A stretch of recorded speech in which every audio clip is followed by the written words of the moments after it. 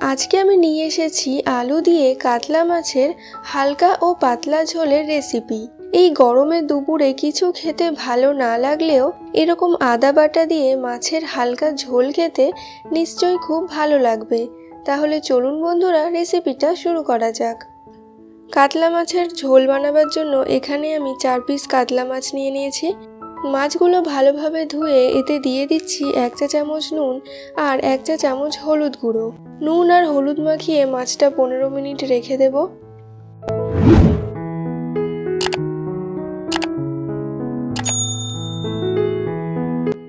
পনেরো মিনিট পর মাছ ভাজার জন্য কড়াতে সর্ষের তেল দিয়ে দিলাম।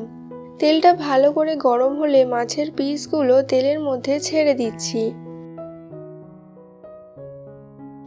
এক পাশ ভালো করে ভেজে অপর দিকটা উল্টে দিলাম। অপর দিকটাও লাল করে ভেজে নেব।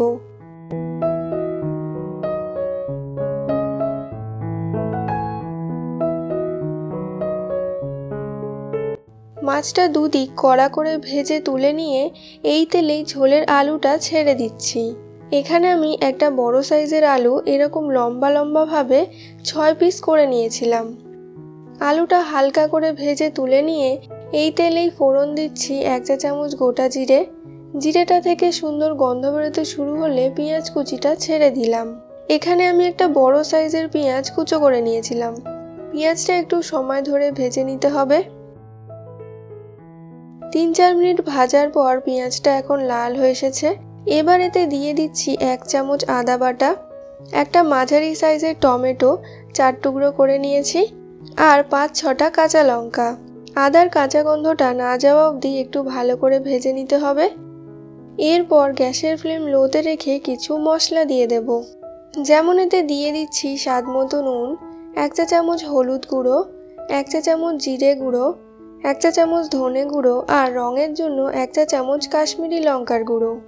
সামান্য একটু জল দিয়ে মশলাটা ভালো করে কষিয়ে নিতে হবে।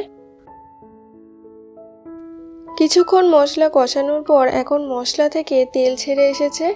এবার ভেজে রাখা আলুর টুকরোগুলো দিয়ে দিলাম। আলুটা দিয়ে 2-3 মিনিট নাড়াচাড়া করে এবার ঝোলের পরিমাণ মতো জল দিয়ে দিচ্ছি। ঢাকনা চাপা দিয়ে কিছুক্ষণ আলুটা সেদ্ধ করে নেব। 5 মিনিট ঝোলটা ফোটানোর পর এখন ভেজে রাখা কাতলা মাছের পিসগুলো ঝোলের মধ্যে দিয়ে দিচ্ছি। মাছগুলো ঝোলে দিয়ে আরও কিছুক্ষণ ঢাকনা চাপা দিয়ে রাখবো।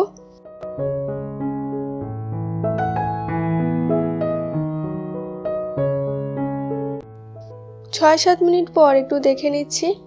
দেখুন আলু একদম সেদ্ধ হয়ে গেছে। এবার একটু ধনেপাতা কুচি দিয়ে আমি নামিয়ে নেব। তাহলে বন্ধুরা, আমাদের আজকের রেসিপি কাতলা মাছের ঝোল একদম তৈরি। গরমের দিনে এই কাতলা মাছের ঝোল খেতে আপনাদের কেমন লাগে তা কমেন্ট করে অবশ্যই জানাবেন। রেসিপিটা ভালো লেগে থাকলে লাইক করবেন আর আমার চ্যানেলকে অবশ্যই সাবস্ক্রাইব করবেন এবং বেল আইকনটা ক্লিক করতে ভুলবেন না। তাহলে বন্ধুরা, আবার ফিরে আসবো অন্য একটি ঘরোয়া রেসিপি নিয়ে। সকলে সুস্থ থাকবেন আর সঙ্গে থাকবেন। ধন্যবাদ।